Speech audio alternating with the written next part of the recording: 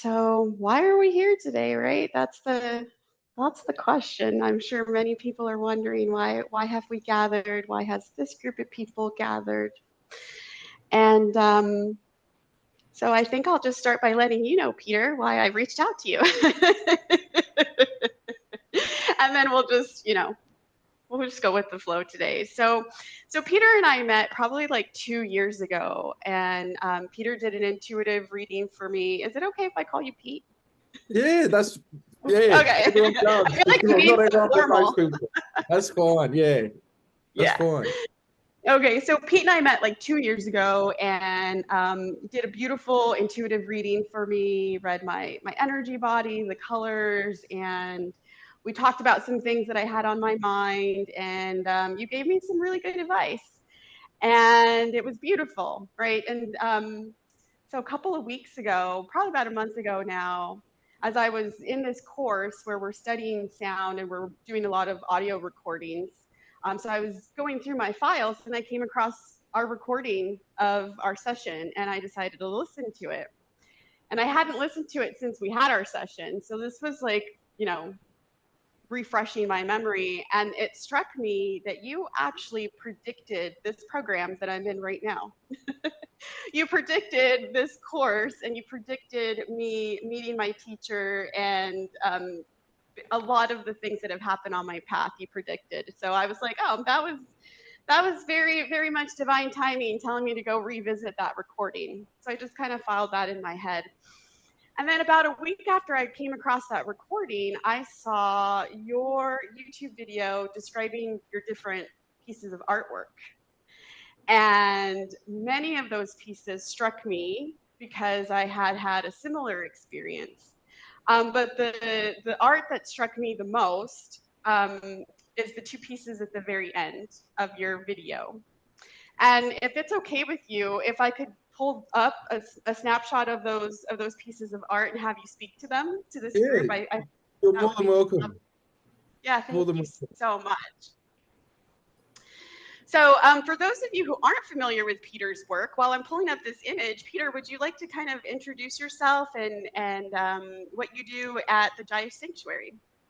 Yeah, so uh, I'm a projection of your illusion to start off with. That's a little bit of a joke, but it's a bit of a mixture of things. I'm somebody that's a lifelong experiencer, but it led me down the path many years ago to investigate the paranormal, UFOs being somebody that's experiencing stuff myself. And from that, the lifelong journey, we could say, came to a peak around 2010 where the experiences got very intense and didn't stop, and started with a uh, physical and conscious experiences with otherworldly intelligences, to where that even led me assisting others with their experiences down the track, but also learning and getting taught in different disciplines from yoga, meditation, remote viewing, NLP, hypnotherapy, and traveling the world doing presentations and talks, and helping people to initiate their own inner contact with God, source, creator, but also extraterrestrial and high dimensional intelligences, which after nearly 15 years of that, it led to the opening of my sanctuary here now in Victoria, Australia, Jaya Sanctuary, to where I now do this in more intimate settings. So it's a lot to go into. I've done 13 books and a couple of movies and online course, and there's a lot of free meditations out there on Spotify and YouTube and elsewhere. So that's just sort of a brief thumbnail sketch, I guess we could say.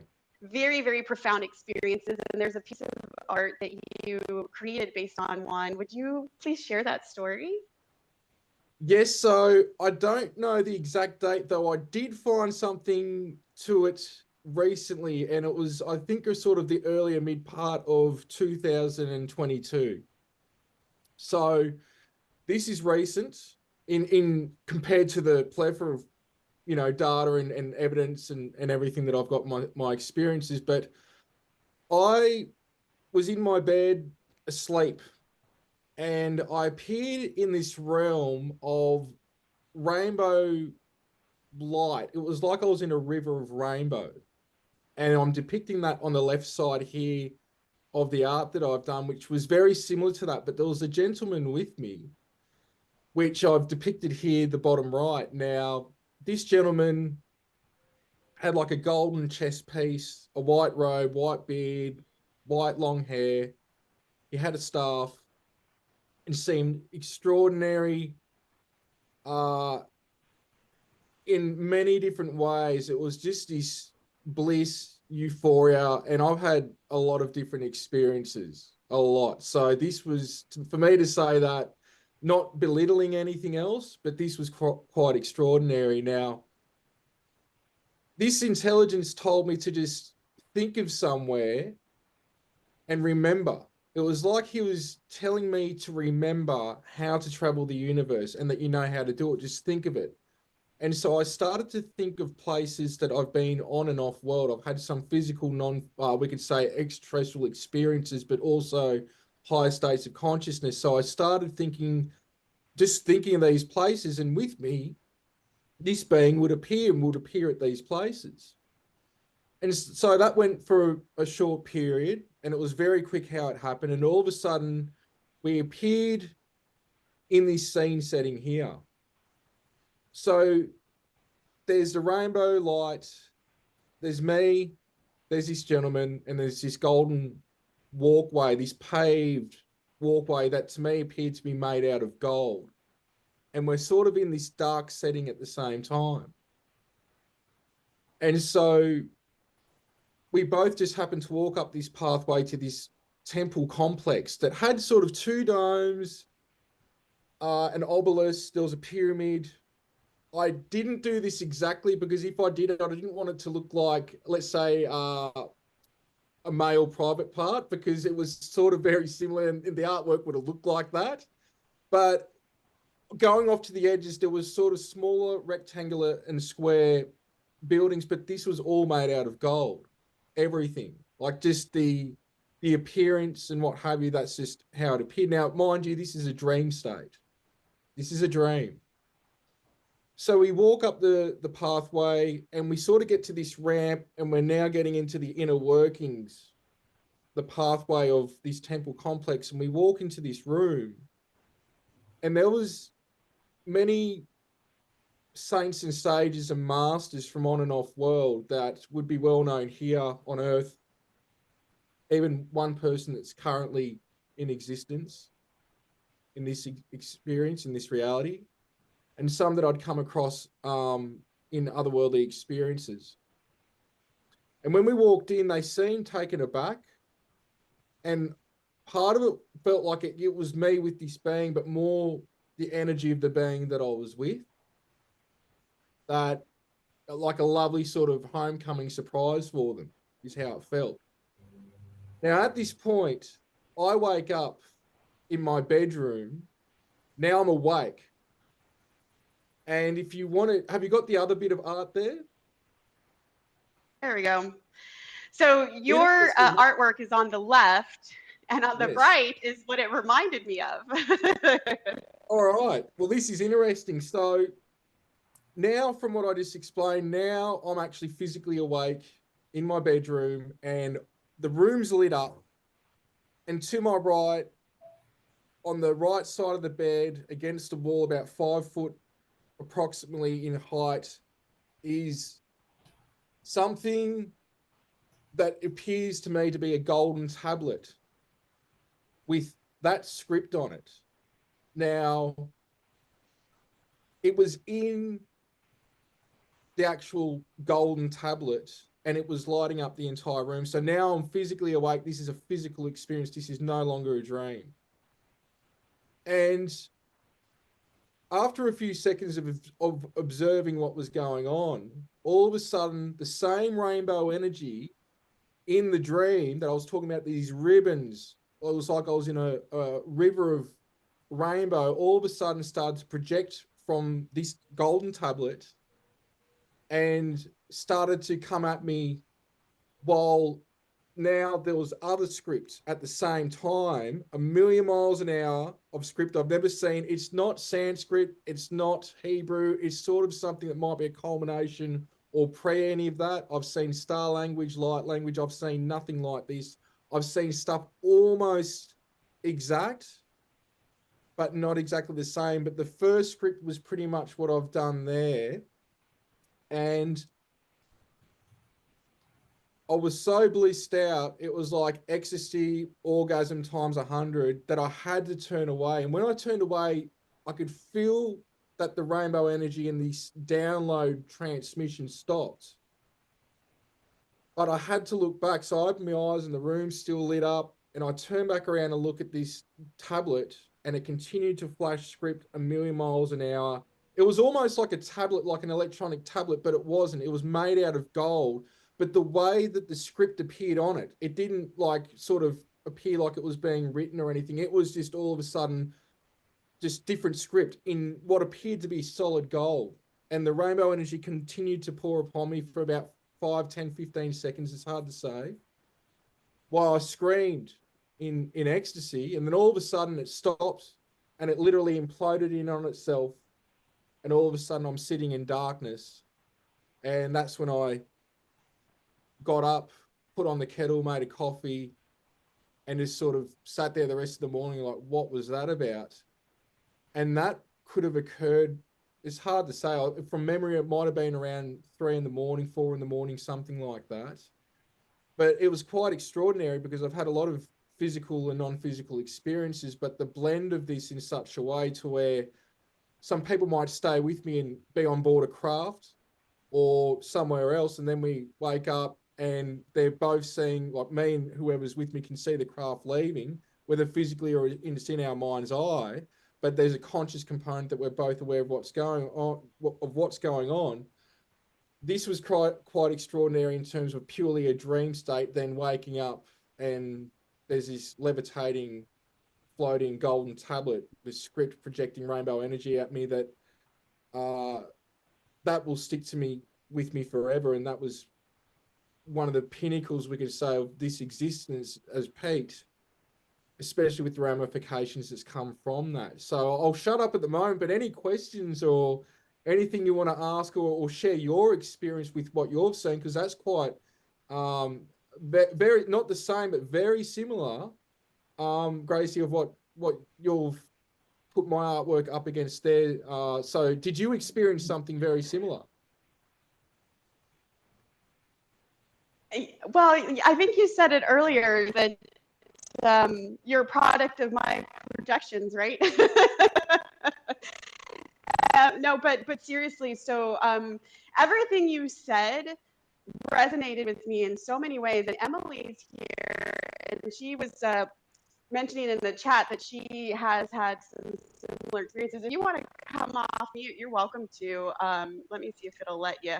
But yeah, so everything that you said, so the gentleman reminded me so much of Guru Nanak. The temple reminded me of the Golden Temple, and the way you described it, the Golden Temple in northern India in Amritsar, it has water, and the temple's in the center. And oh, I think actually I have a picture of it. I think I grabbed one. There. You see the tall tower part of it, and then there's the walkway, which is over here on the right side, and it's actually, like you said, reflecting a rainbow into the water. And the rainbow in this picture is actually people. There are people standing in line, they're in queue, trying to get inside the temple. And inside of this temple is a spiritual script called the Siri Guru Granth Sahib. And Guru Nanak authored it, but it also has lots of input from other spiritual masters. So when you said that there were spiritual masters, saints, and sages inside the temple, they literally are 24/7 through that spiritual text. So to me, it was all very literal, but occasionally my projection. But what really inspired me to reach out to you was the blessing of having spiritual masters, saints, and sages appear to you. Take off the headset. Okay, good. Thank you for letting me know. Let's see, I forgot where we were. Oh, but anyhow, the reason I reached out to you is because we have a teaching and I think it's probably something that you're aware of too, Pete, is that whenever a spiritual master, saint, sage appears to you, it's at their choice. They decided to appear to you. It was their will to bless you and be with you in that way. And that's such a beautiful thing. And so it turns out that July 21st is a holiday recognizing teachers. And I don't want to mispronounce it, so let me just pull it up here. But it's Guru Purnima. Guru Purnima. Yeah, please repeat it. Guru Purnima. Thank you so much. Thank you. Yes. So I think it's just all kind of coming together in your experience, that it happens to be the day that we recognize teachers. And then also, so the image of the symbol that you shared, it just reminded me so much of the Ik Onkar that we practice constantly in our Kundalini yoga tradition. And, I've had some really beautiful experiences with Guru Nanak, and even the way you described the gentleman, not to say that it is Guru Nanak, but the way you described the way he told you to picture something, and you said it was kind of firm but loving.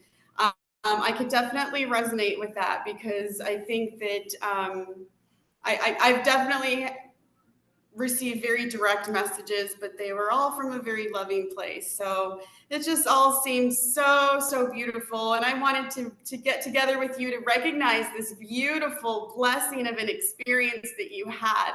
And the way you describe it as blissful and ecstasy and all of these wonderful, beautiful feelings.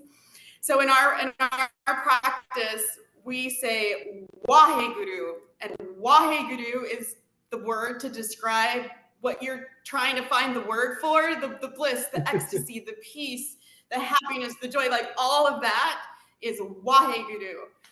So as you were describing it, I'm thinking in my head, Waheguru, Waheguru, Waheguru, because it just really, it's almost like when people exclaim hallelujah, or, it's just such, you have to release that, you just have to let it out. And so I'm just so glad that you shared your experience with us again here today, and that you took the time to share your artwork, and you were open to the Mul Mantra.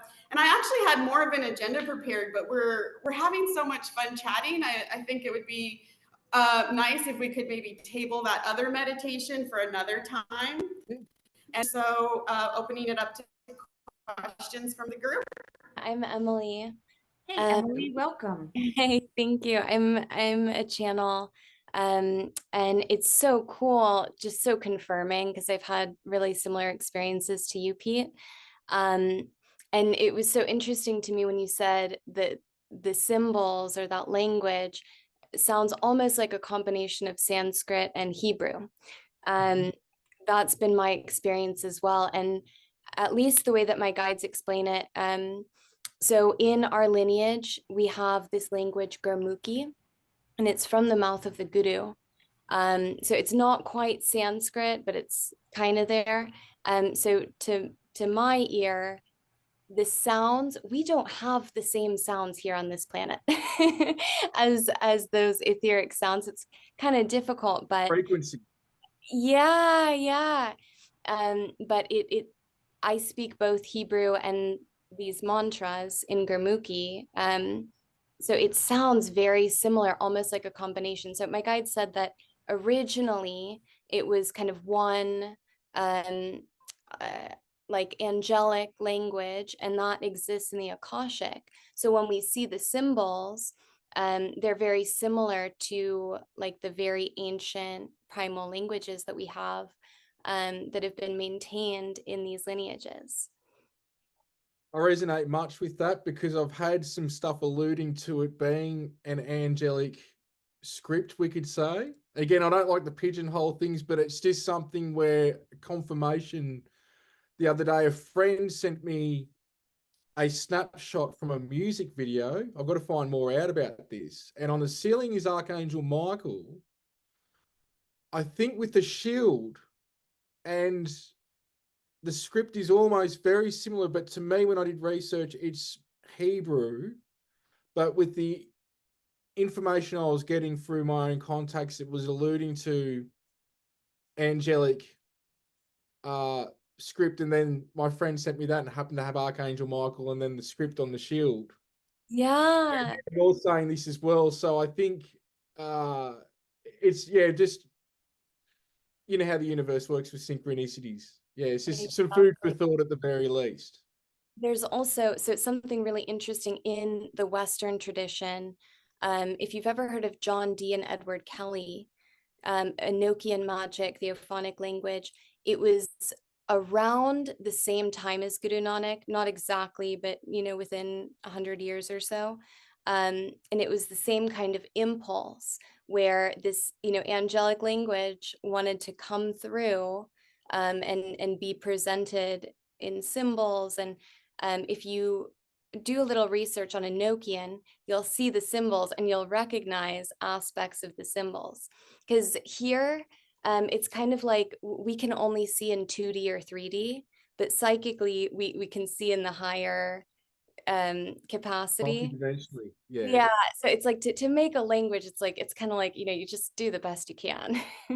Well, that's right. That's why even with a lot of the extraterrestrial experiences, which sort of some people know me from channeling a best-selling series, I've done the Shiji material, and some people know me from filming a heap of UFOs and having ongoing contact, and some know me through meditation in different areas. But for a lot of my own experiences, there is symbols or geometry that just looking at it, there is packets, paragraphs, or even in some cases, books of information, even in just a character or a symbol. And so it can be very action packed and full, the transmissions, which to me, I'm still trying to unravel those transmissions, though some of those transmissions that come through. But with what you're describing, it's very much so. It's very much beyond a linear mindset of the communication. It's multidimensional in nature. And because of that, the human brain tries to linearize it. And then I try to articulate it the best that I can in linear terms. But people like yourself are very much aware of the multidimensional nature, so I can skip a lot of that because you can understand what I'm trying to convey with a lot of this. So the whether it's extraterrestrial or we could say angelic or light script or what have you, it's all got a very similar component with the transmissions and the packets of information that are brought upon one just by even just visually looking at a symbol. It's quite amazing. I will say, so I think with the just the terminology like extraterrestrial or angelic, it's tricky, right? Because there's not one like language that everyone uses to explain these experiences. So I think eventually one day that's something that we'll all have to figure out together. But it is. It comes down a lot to light, like through my experience. Like there is what we could say star language or language that somebody's doing from a specific star system or planetary body. And then you've got what light language. Now, there is what I've come across, and I've worked with thousands of people now as well, and I do come across these pockets of people every now and then that they really specialize in these areas, as well as my own experiences, even though really we could say the universal language is thought and feeling, which is how we merge and connect with sources beyond, again, a linear thing that we're conveying. But my point with this is an example. Let's say in Australia, going right back, there was one dialect that all the Aboriginals could communicate with, but then each tribe and each section had their own language. So if you look at each sort of tribe as a different star nation, they've got their own thing, but then there was a language that they could all communicate in. And then I think that's sort of a stepping stone to what the angelic aspect is as well. But the communication I've had now with vast types of intelligences and different meetings, what surpasses all that is when you're interfacing with some of these intelligences, especially at this level of consciousness, you can be physically looking at them if they're physically materialized or if they are physical beings at this level, or even if they're not. And while having your eyes focused upon them, there is flickers of information in the mind's eye thoughts, feelings, all in sync with what they're conveying, that I could get a 40-minute conversation within 5 seconds like that. Absolutely. And that's what I specialize in, is decoding that in a way when people are interfacing real time, to where part of the reason with Jaya Sanctuary, and I've done this around the world at events that I've held, the last one recently abroad was in Malibu, but I've held some recently here at the Sanctuary with it opening, to where I work with people in such a technique that I'll have a witness, and I'll tell everyone not to communicate when a craft, a Merkaba, a ball of light, or a being materializes. And then I'll usually get everyone by themselves with the witness afterwards, and then bring the group back together. And they'll almost have the same name, the same race, what the communication was about, why the beings appeared, and the messages from 10 individuals that didn't cross-contaminate come to the same conclusion. That's through thought, feelings, emotions, and visions in the mind's eye. So that's where script and all that is still, as blissful as that experience was, when you start merging with people's consciousness in that way, you can share books of information like that. And that's what I believe a lot of the script is, sort of just notepad notes left to sort of like convey certain messages. So yeah, I won't go on my rant anymore. I just thought I'd convey that. I love that. That's amazing. Thank you. Anybody else have questions or comments? Actually, I do have a question. Okay. So Please. at Jaya Sanctuary, do you have materializations? Yeah, if you go to the website, you can see videos, you can see photos on YouTube. If you watch my documentary, I've actually got videos of the entities even blinking and appearing on photos. So for those that don't know, I'm one of the most documented extraterrestrial contact cases in modern times, but it's a lot beyond extraterrestrial. Yeah. To where I've got thousands of photos and videos. A lot of these have been analysed, especially by a specialist in that area, Jason Glees, who's ex-UK Air Force and Aerospace. I've actually got governments, institutes. I've spoken to people in the past with the Vatican, the UN. I could go on and on. Even with NASA, I've had people from NASA open up a talk for mine that I've done. And it's not to brag, but a lot of people, I'm still unknown in a lot of ways, and I like that in a sense as well. But people are talking about other people out there, and then when they come across me, not only am I talking about this, I've had over 300 witnesses in the homes that I've lived, and thousands of people worldwide when I've done these things. And I've worked under Master James Gilliland at East City in America, who's had thousands upon thousands of people over 40 years go to his ranch. And I've taken photos and videos of the entities there, as well as James doing this for 40 years.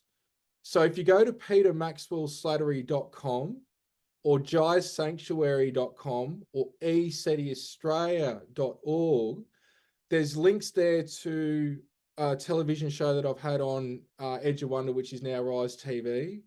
Multidimensional is now free to watch on YouTube, though that's also on Amazon, iTunes, Tubi, and my most recent film that came out last year called Ascension, the UFO and paranormal connection, where I start merging the extraterrestrial and the spiritual and the physical ships, also including the Merkaba and rainbow body. I present that in such a way for mainstream that that's now available as well. So I can talk about this, but there's a lot of stuff you can actually see the evidence for yourself. In the earlier days, it was a lot of TV networks that were analysing and looking at the footage, and they'll have me on morning television or news or mainstream shows. Even with Ancient Aliens recently, they've got me in the top 10 episodes, to where I think that's reached over 30 million views just on YouTube alone, where with the former defence minister, or the former MOD person for the UK, Nick Pope, he was there while we initiated contact, and they caught that on film at James Gilliland's ranch.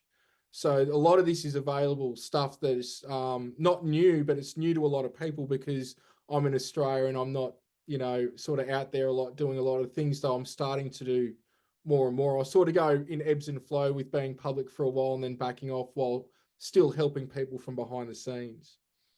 Absolutely. This is kind of an off-the-wall question, but you'll understand. Do you notice any sort of difference, or have you had experiences with both actual, like, physical, technological crafts, and more of like a light being that is able to materialize on its own? And Both. what would you say the difference is? The difference is that there are extraterrestrials that are physical beings that are in our frequency. Then there are some that are up that still have a physical aspect to them. Now, the ships, depending on the technology, will depend on many different factors in terms, if you start to see things where it looks like it's compartment the ship, it could even be ours or a human civilization like us that have built that does have time traveling capabilities. Now, once you even get to certain levels of consciousness, they can even be such at a frequency to where, I've spoken about this many times, and this is the aha moment for a lot of people, is that you could be asleep and you hear like a whoom, whoom, whoom, and a high Tibetan singing bowl sound, and there's nothing, but what it is that a craft has landed on you in apparition form like a ghost. Now, if you're intuitive, you can sense that, but in your mind's eye, you might even think that you're on board a craft. And in a way you are, it's overlapped you. But what these intelligences can do as well is pull your consciousness on board the craft. They can pull you on board the craft consciously and put you in an avatar. They can even physically bring you on board a craft. Now, traveling abroad and working with Aboriginal elders as well as Native American elders, when I've spoken about this, they said, yeah, a lot of people think they're going to another planet or in space, and they haven't gone anywhere. They're exactly where they are. That's the mechanics in some level. Now, with that said, you've got the Merkaba, which comes from Jewish mysticism, that what I'm proposing from my own experiences with a being called Penke from Orion, where I get taken to meetings on a regular basis with the ERC, the Elohim Representative Council. I didn't understand this for years, but in later times, he comes in and appears in a flash of light. He starts to materialize his Merkaba and then comes at me, and I'm in that Merkaba, and then we dissolve into rainbow light, the Tibetan rainbow body, and then we reappear and materialize physically at another location. Sometimes those meetings are done astrally, and I've been off-world in one excursion that I'll talk about in my recent book, Ascending, to where the Elohim over a decade ago would appear as a blue orb, and sometimes these 7-foot tall light beings, but this time it turned into a column of light back to an orb, engulfed me in this and took me to 3 locations in Orion, the Pleiades and Sirius, to these places very much like an ancient site here, but you would download information. But my point with this is that the Merkaba and the rainbow body, a lot of these experiences and orbs that people are saying are an intelligence or intelligences that are in their light body. And with the Merkaba, which is 2 opposing tetrahedrons, they appear as a ball of light, but it's really the Merkaba is flickering and spinning that quick that it appears to be an orb of light. I also have it from others confirming in a certain government with what I've been saying, and a friend of mine way back, that some of these crafts that are physical are actually projections from beings in their light body that will materialize a physical craft that you could even get on and have a physical experience, but it's a projection from them to give you that experience. Up to and including, now let's get beyond all this, beings that are that advanced on another planet that in a meditative state can materialize in front of you and bilocate and give a physical copy of themselves that you could touch and converse with. And all they're doing is meditating on another planet, and they've projected themselves physically in front of you. So this is why, and I'm not saying to you, but I do say to a lot of people that are getting into this, when you think you've got this, I say, don't think you understand any of this, because what happens is, even me saying this now, there'll be a matter of time before another piece of the jigsaw puzzle comes in and it takes me to another understanding of this, because it's so complex. And there is spirits, there's elementals, there's Bigfoot, there's angels, there's ETs, there's all these different things. And the main medium that we're interfacing, like I was saying, is through thought, feelings, and inner visions. That if we get on that band with it, you can start to interface with any of these intelligences in a cohesive manner. But a lot of what people are explaining now as UAPs or UFOs and paranormal phenomena and aerial phenomena, as well as USOs, submerged objects, the intelligences behind it are vast, to the point that even some of these ancient humans or humans in the future that are interfacing with us now that are not understood in such a way mainstream, because that's why I've had governments and agencies coming to me. They've got stuff going on. They've got stuff going on, and they're interfacing with a lot of these beings, and in some cases working with them. But the transdimensional nature, they haven't really got that much access to because of their level of consciousness and their intention to militarize it. Yeah. So this is why I won't work with a lot of them, because even if I decided to, I said, what you are doing, I'm doing from Jaya Sanctuary anyway.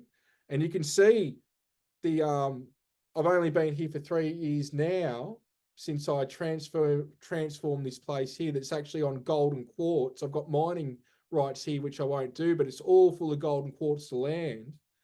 And the energies are perfect for it, but they know your intention. So if you're trying to interface with these intelligences and militarize it, you've got no chance. And if you do, you'd want to be wary of what the agenda is of what's interfacing with you. Absolutely. You answered my question. Thank you so much. I hope so. Yeah, I went on a bit of a rant. No, It's no, just because it's all connected in you different spoke ways. exactly to what I was asking on a subtle level. So thank you so much. Beautiful. Yes, thank you for asking. Does anybody else want to ask a question? Tammy, Kayla, Kringle, Chris, anybody? Thank you everyone for joining today. Yeah, I'm so Did Tammy pleased put up a that hand? we Did you put up your hand, Tammy? We're having storms here in Arizona. So it's really hard. My computer's going in and out. It's crazy here. It's our monsoon season. So I'm having trouble even seeing you all. Yeah, I'm in Arizona too, and you're absolutely right. I just noticed the wind and the storm is absolutely interfering with my connection too. But we're still together so far, so good. The sun's been giving off a lot of flares as well, so I think this full moon that we're in the transition period of now, the energies with what's going on is just amplified much more than normal, especially going in the solar maximum. So it doesn't surprise me that there'll be tech issues as well. Yeah. Well, and along those lines, our practice was amplified today. Our love, our positive intentions, and I'm so glad that we came together to do this. So if there's no other questions, I think we can close out, and then maybe we'll connect again, Pete, and enjoy the day. Blessings. Thank you so much. Blessings, and thank you for having me. Thank you, everyone. Blessings, everyone.